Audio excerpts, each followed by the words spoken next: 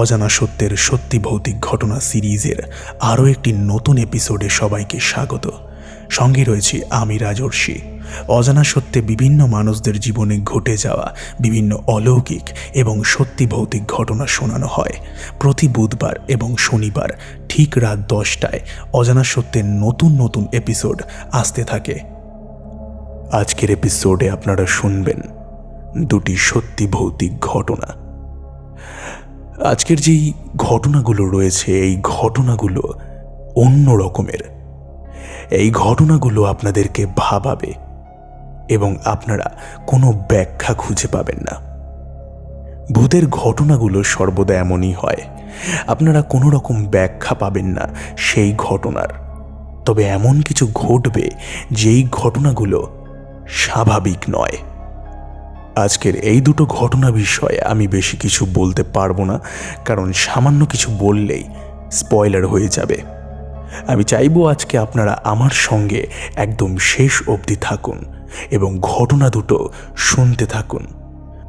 রাত 10টা বেজে গেছে, তাই এখনই কানে হেডফোনটা লাগিয়ে নিন আর লাইক করুন আজকের এপিসোডটিকে। আর চ্যানেলে যদি নতুন থাকেন চ্যানেলটিকে অবশ্যই সাবস্ক্রাইব করে আমাদের ফ্যামিলির সঙ্গে যুক্ত হয়ে যান।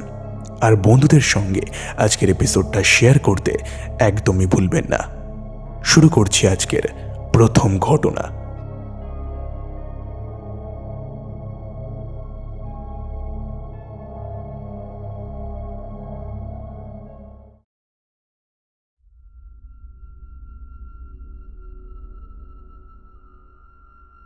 ঘটনা লিখে পাঠিয়েছেন আমাদের চ্যানেলের একজন অনেক পুরনো শ্রোতা, নাম নন্দিনী দে।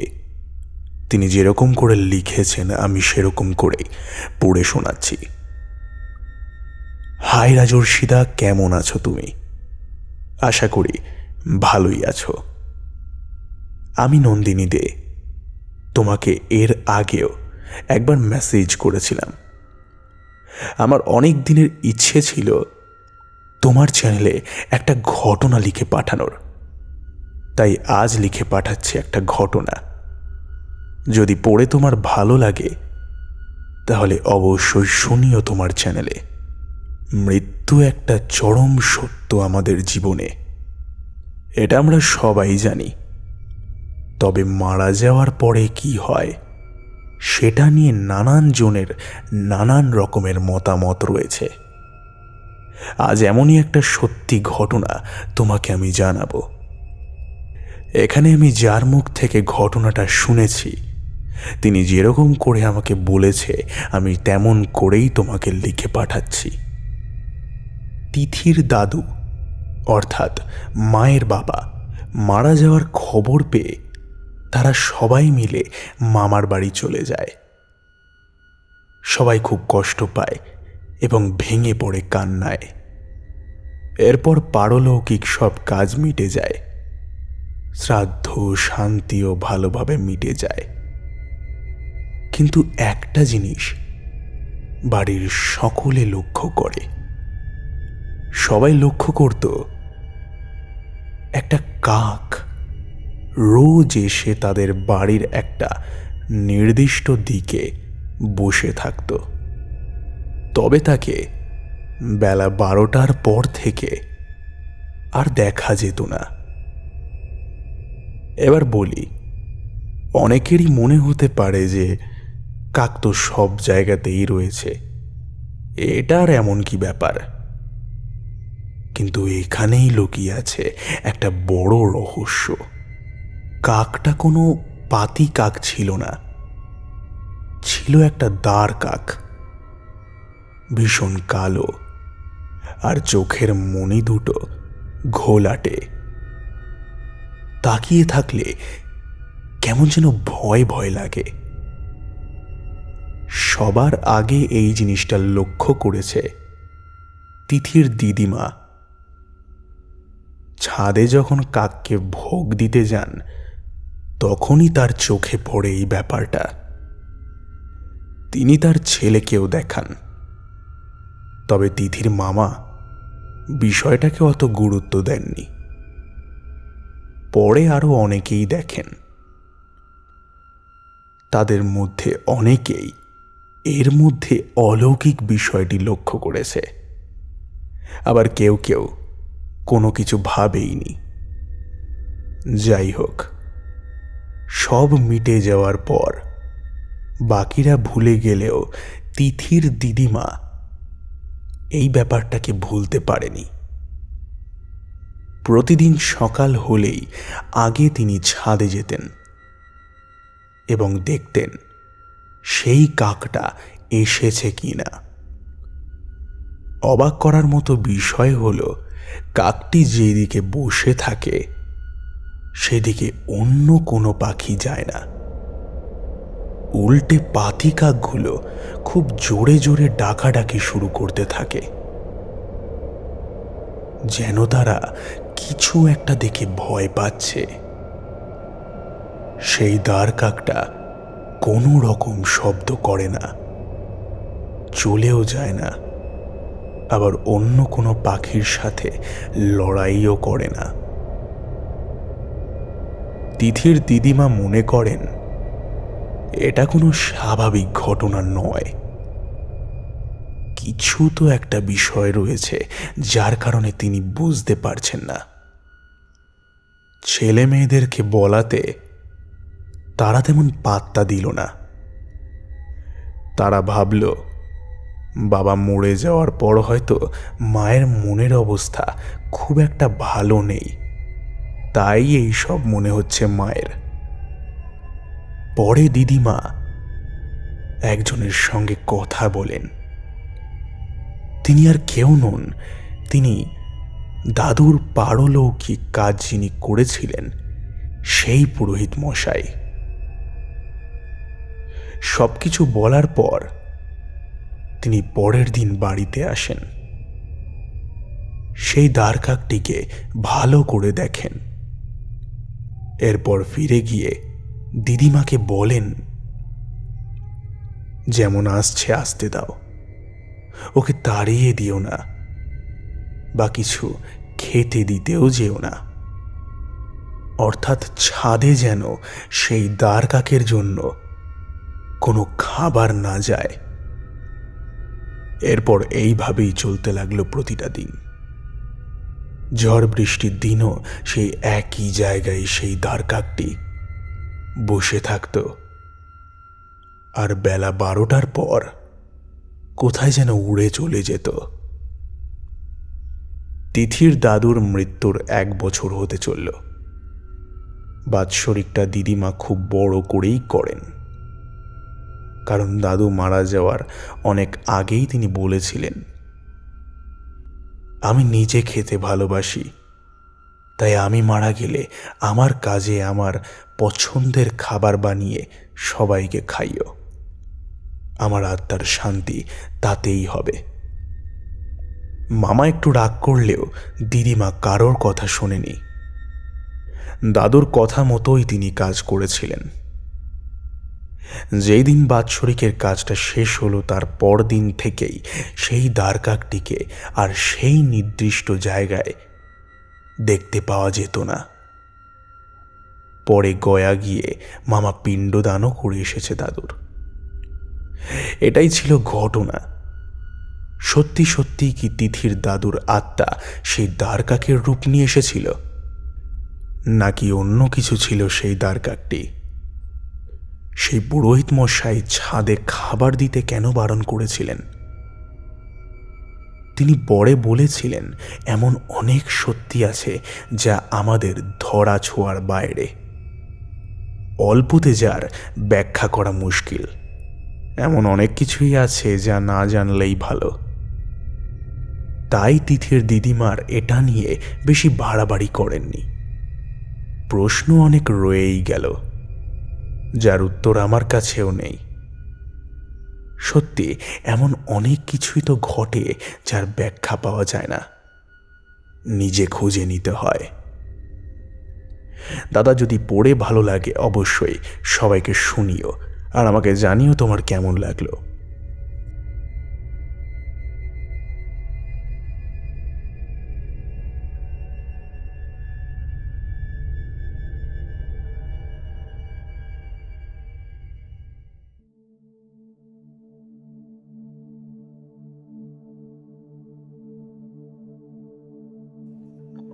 এই ঘটনাটি সম্পূর্ণই একটি অভিজ্ঞতা, আর এই ঘটনা আপনাদের সামনে একটি প্রশ্ন তুলে ধরেছে যে কি ছিল সেই কাকটি। আদৌ সেটি কি সেই বাবার আত্মা ছিল, নাকি নর্মাল কোনো একটি কাক ছিল? আপনাদের কি মনে হয় আপনারা অবশ্যই কমেন্টে আপনাদের মতামত কিন্তু জানাবেন। হ্যাঁ, মানুষ মারা গেলে বাড়িতে কাক আসে, এটা আপনারা সকলেই লক্ষ্য করেছেন। তবে ঝড় বৃষ্টির সময়ও সেই কাক একই জায়গায় স্থির থাকতো, কোনো কাকেরা বা অন্য কোনো পাখিরা তার ধারে কাছে ঘেঁষত না। এই বিষয়গুলোই ভাববার বিষয়। এই বিষয়গুলোর কারণেই ঘটনাটা ব্যাখ্যাহীন। আসলে কি ছিল সেই কাকটা? আপনাদেরকে প্রশ্ন করলাম এবং এই ঘটনা আপনাদের উপর প্রশ্ন তুলল। আপনারা কিন্তু কমেন্টে অবশ্যই জানাবেন, আপনাদের কমেন্টের জন্য আমি ওয়েট করব। যাই হোক, আপনাদেরও যদি কোনো সত্যি ভৌতিক ঘটনা জানা থাকে, অথবা আপনাদের জীবনে যদি কোনো ভৌতিক ঘটনা ঘটে থাকে, আপনারা সেই ঘটনা আমাকে লিখে পাঠাতে পারেন অথবা ভয়েস করেও পাঠাতে পারেন। ঘটনা পাঠানোর প্রতিটি লিঙ্ক ডেসক্রিপশন বক্সের প্রথমেই দেওয়া রয়েছে। সেখানে আপনারা আমার হোয়াটসঅ্যাপ নাম্বার সহ আরও আমার ইমেল আইডি এবং আমার ফেসবুকও পেয়ে যাবেন। আপনারা সেখানে আমাকে মেসেজ করেও ঘটনা লিখে পাঠাতে পারেন। আর আপনারা যদি আমার সঙ্গে ফোন কলে থেকে ঘটনা শেয়ার করতে চান ঘোস্টলি কল রেকর্ডিংয়ের জন্য, তার জন্য আপনারা আমাকে হোয়াটসঅ্যাপে মেসেজ করতে পারেন। চলে যাচ্ছি আমরা আজকের এপিসোডের দ্বিতীয় ঘটনায়।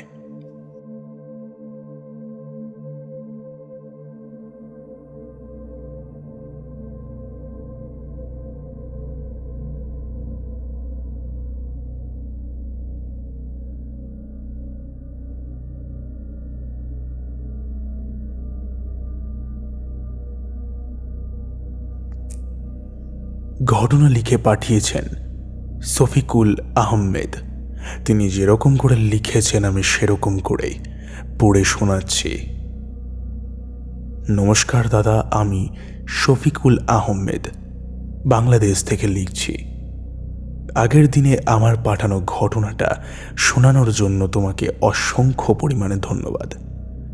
আজ আরও একটা ঘটনা আমি তোমার সঙ্গে শেয়ার করতে এসেছি, আর এই ঘটনাটাও আমি আমার একজন বন্ধুর মুখ থেকে শুনেছি। সে যেরকম করে আমাকে ঘটনাটি বলেছে আমি তেমন করেই তোমাকে বলার চেষ্টা করছি। আমি কুমিল্লা জেলার চন্দিনা থানার পশ্চিম বেলাশ্বর গ্রামে বাস করি। আমি যখন প্রথম স্কুলে ভর্তি হয়েছি তখন বড়দের কাছে শুনেছিলাম স্কুলের দ্বিতীয় তলার টয়লেটে নাকি কেউ গেলে পাগল হয়ে ফিরে আসে। কথাটা আমাকে খুব ভাবায়, তাই কিউরিওসিটি নিয়ে একদিন টিফিন টাইমে আমি ওই টয়লেটের তালা ভেঙে ভেতরে যাই এবং তাড়াতাড়ি করে ভেতরে কি আছে সেটা দেখে টয়লেট থেকে বের হতেই দেখি স্যার হাতে বেত নিয়ে দাঁড়িয়ে আছে।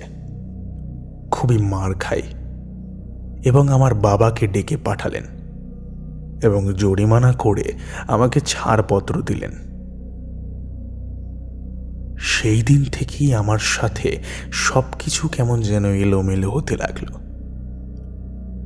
একদিন আমি দুপুরবেলা যখন ঘুমাতে গেছিলাম, জানালার দিকে তাকিয়ে আমি দেখতে পাই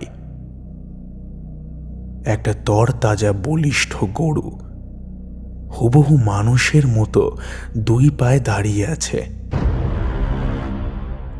এটা দেখার পর আমি অজ্ঞান হয়ে যাই। যখন আমার চোখ খোলে তখন দেখলাম আমার চারিপাশে অন্ধকার,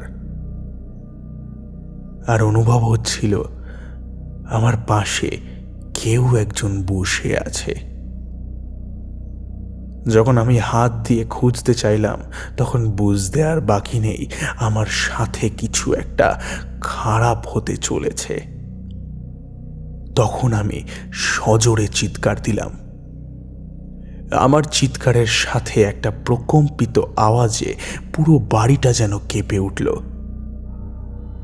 আর আমি খাট থেকে প্রায় 4 ফুট উঁচুতে হাওয়ায় ভেসে উঠলাম। আমি সাথে সাথে আবার খাটের ওপর পড়ে যাই, আর এটা দেখে আমার বাবা আমাকে চেপে ধরলেন এবং ওই রাতেই কবিরাজকে বাড়িতে আনলেন। অনেক কবিরাজ এসে ঝাড়ফুঁক দিলেও এর ব্যাখ্যা দিতে পারেনি। এ ঘটনার প্রায় 3 বছর পর আমাদের গেস্ট হাউসে একজন শিক্ষককে ভাড়া দেওয়া হয়। তিনি আমাকে প্রাইভেট পড়াতেন। রাত 9টায় আমার প্রাইভেট শেষ হলে একলা বাড়িতে যাওয়া লাগতো। প্রাইভেট শেষে আমি যখন বাড়ির উদ্দেশ্যে রওনা হই, বাতাস থেকে বের হতেই একটা দমকা বাতাসের কবলে পড়লাম। আমি অনুভব করছি আমার পায়ের নিচে মাটি নেই। আমি হতবাক হয়ে গেলাম। আমি দৌড় মারলাম আর মনে মনে বলতে লাগলাম, একবার বাঁচতে পারলে আর পড়াশুনোই করব না। এরপর কি হয়েছিল আমি আজও জানি না।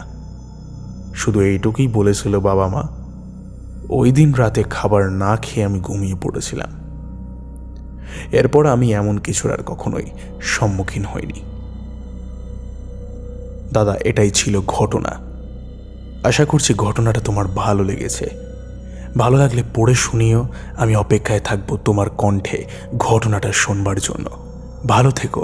অজানা সত্য আরও বড় হোক।